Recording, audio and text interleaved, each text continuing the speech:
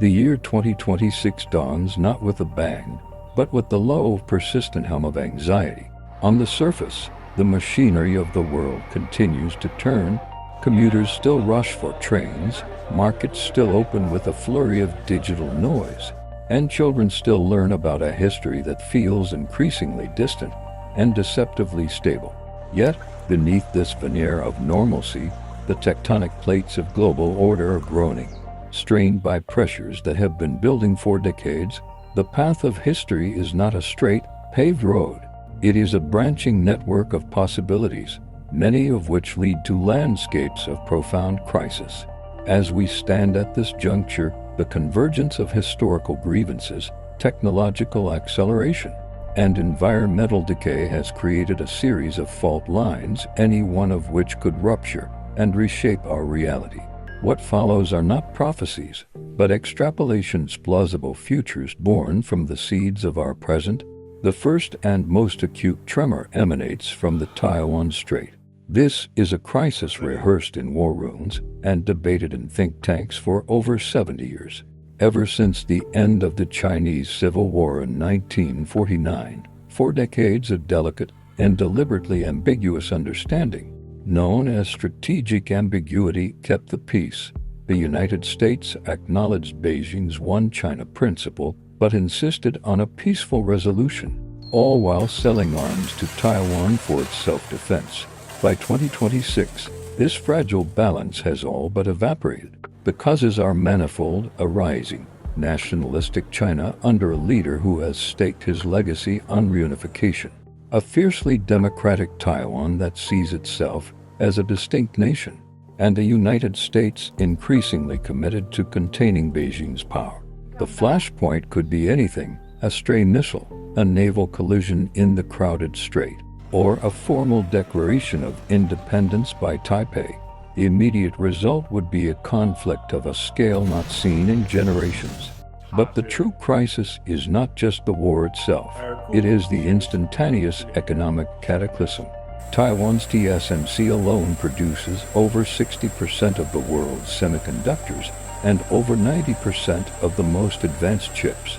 A blockade or invasion would halt this flow overnight. The global economy, which runs on these tiny silicon hearts, would suffer a coronary. Car manufacturing would cease. Data centers would fail. The production of everything from smartphones to medical equipment would grind to a halt.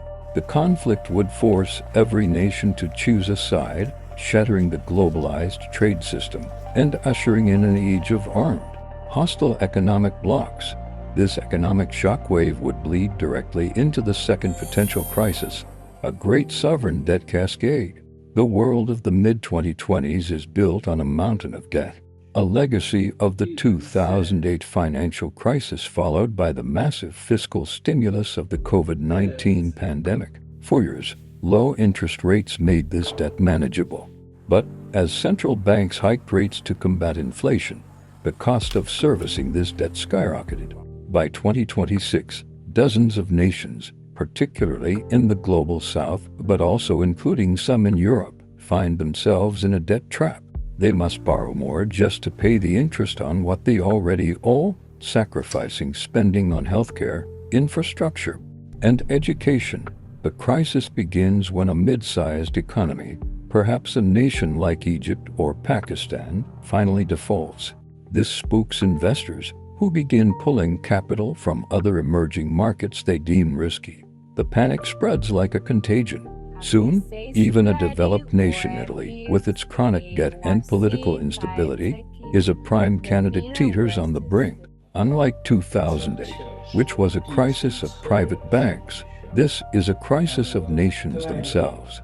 The IMF and World Bank lack the resources to bail out multiple countries at once. The result is a global depression that dwarfs previous downturns, marked by currency collapses, hyperinflation in debt-ridden countries, and brutal austerity measures that trigger mass social unrest from Lagos to Buenos Aires.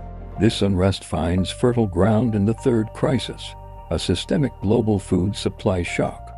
The Russo-Ukrainian War of the early 2020s was a dress rehearsal, revealing how dependent the world was on a few key breadbaskets. By 2026, the problem is no longer a single conflict, but a multifaceted assault on agriculture. Years of compounding climate change effects have become undeniable, a historic megadrought of the kind that desiccated ancient civilizations settles over a critical agricultural zone, perhaps the North American plains, the breadbasket of China, or the Punjab region of India and Pakistan. Simultaneously, erratic jet stream patterns bring unprecedented floods to Southeast Asia's rice paddies. It is not a single bad harvest, but multiple, simultaneous failures across the globe. In response, food-producing nations, seeking to protect their own populations, enact sweeping export bans. The international market for staples like wheat, rice, and corn seizes up. The price of food triples in a matter of weeks. In the wealthy West, this means hardship and political anger. But in the food-importing nations of the Middle East and Africa, it means famine. The specter of the Arab Spring, which was partially ignited by rising food prices, returns on a global scale. Riots for bread erupt in capital cities, toppling governments that can no longer afford to subsidize essentials. The collapse of state authority in several regions, driven by debt and famine, creates a vacuum that defines the fourth crisis, the implosion of the Sahel. This vast, arid band stretching across Africa south of the Sahara has long been a tapestry of fragility, plagued by weak governance, endemic poverty, and climate-driven desertification. For years, a patchwork of international military missions, primarily French and UN-led, provided a tenuous stability.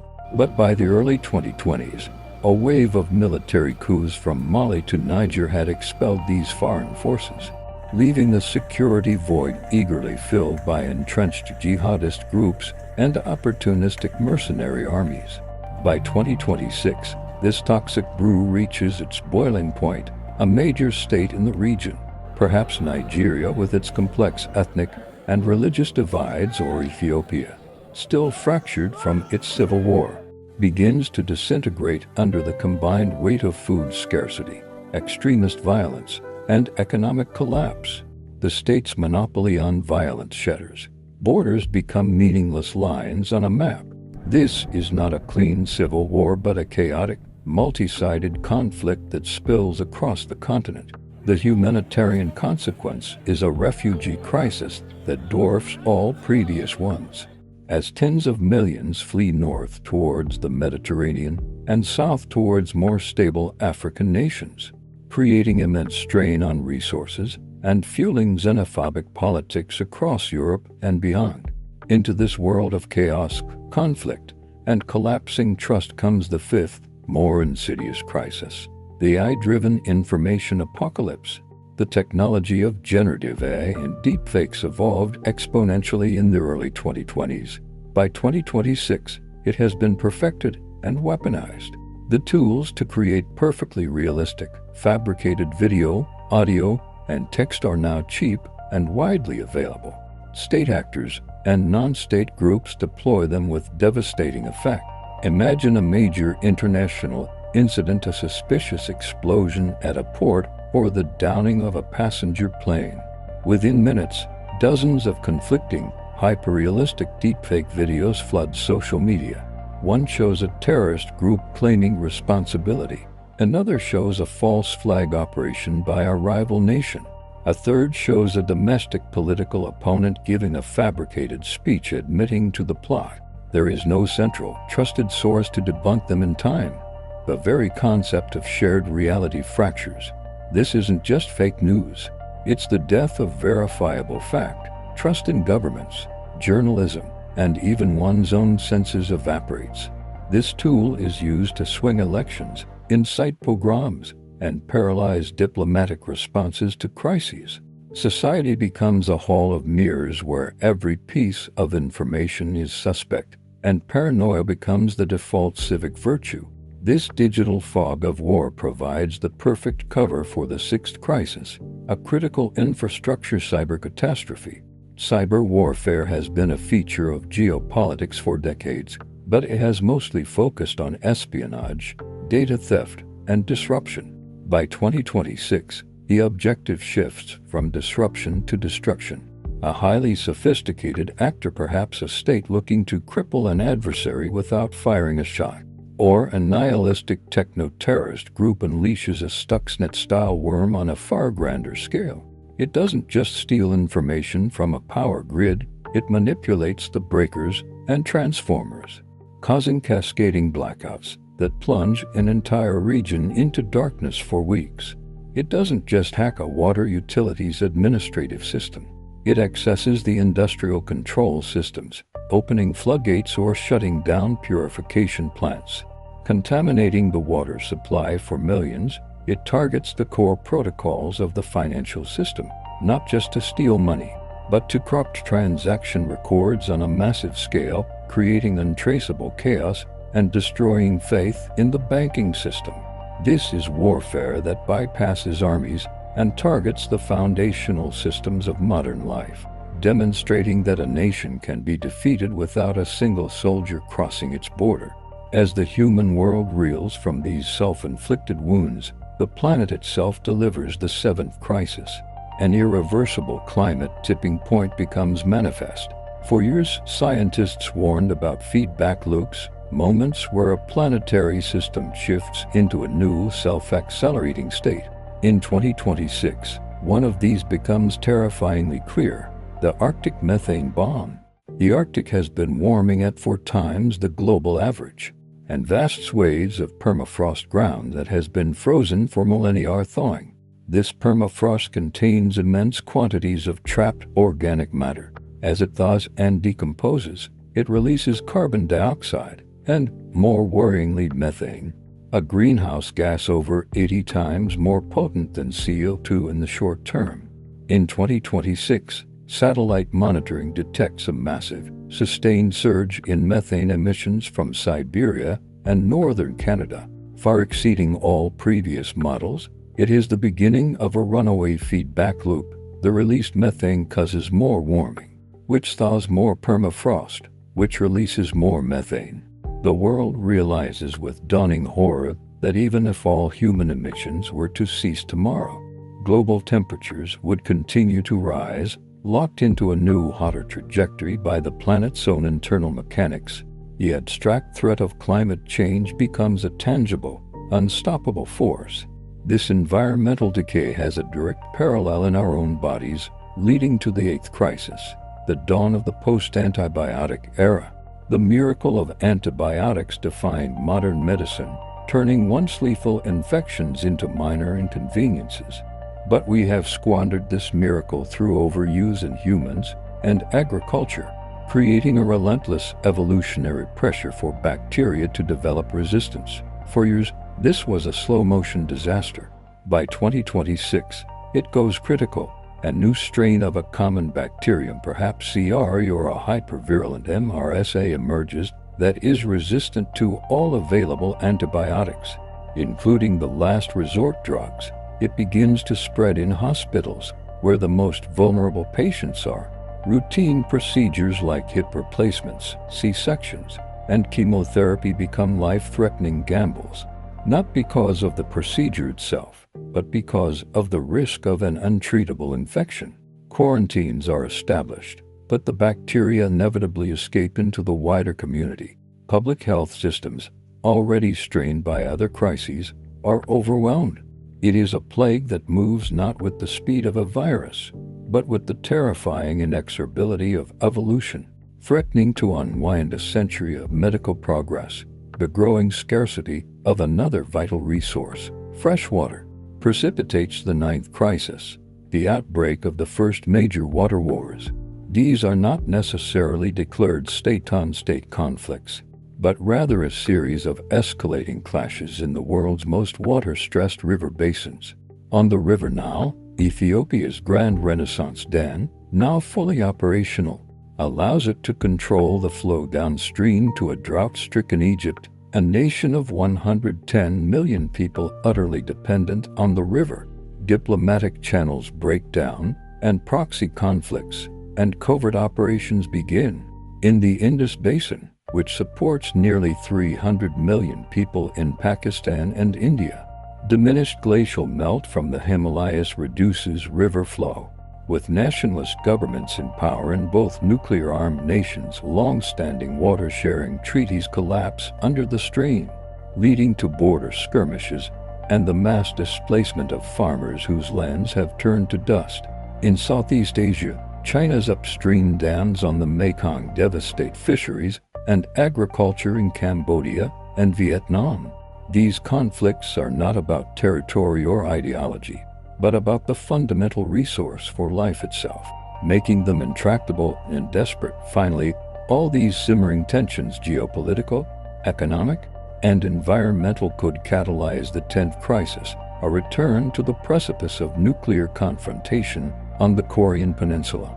North Korea, a state whose very existence has been an exercise in brinkmanship for 3/4 of a century, views the global chaos as an opportunity, seeing its primary adversary, the United States, bogged down by crises in Taiwan, Europe, and at home. Pyongyang decides the time is right to force a final reckoning. It conducts a 7th nuclear test, this time with a demonstrably miniaturized warhead mounted on an ICBM capable of reaching the entire continental U.S., or perhaps it launches a limited conventional attack on the South. Believing the distracted and crisis-weary world will not have the stomach for a major war. This calculation, however, could be fatally flawed. The United States and South Korea, bound by treaty and a need to project strength amidst global weakness, respond with overwhelming force. Unlike the First Korean War, this conflict would be fought under the shadow of a large and diverse North Korean nuclear arsenal. The risk of miscalculation, of a cornered regime using its ultimate weapon, would be higher than at any point since the Cuban Missile Crisis. A regional conflict could quickly escalate into a nuclear exchange, casting a radioactive pall over a world already shrouded in darkness. These 10 scenarios are not separate possibilities. They are an interconnected web. A conflict in Taiwan triggers a debt crisis, which fuels a food crisis, which destabilizes the Song. An information apocalypse paralyzes the response to a cyber attack, while climate change exacerbates water conflicts. A world grappling with these challenges is uniquely unprepared for a pandemic of untreatable bacteria or a nuclear showdown. The year 2026 stands as a potential watershed moment, a year where the accumulated risks of the early 21st century could come due. The hum of anxiety we feel is the sound of these historical fault lines grinding against one another, threatening a great quake that could reshape the world we know. The future isn't written, but the ink of our present actions and inactions is already staining the page.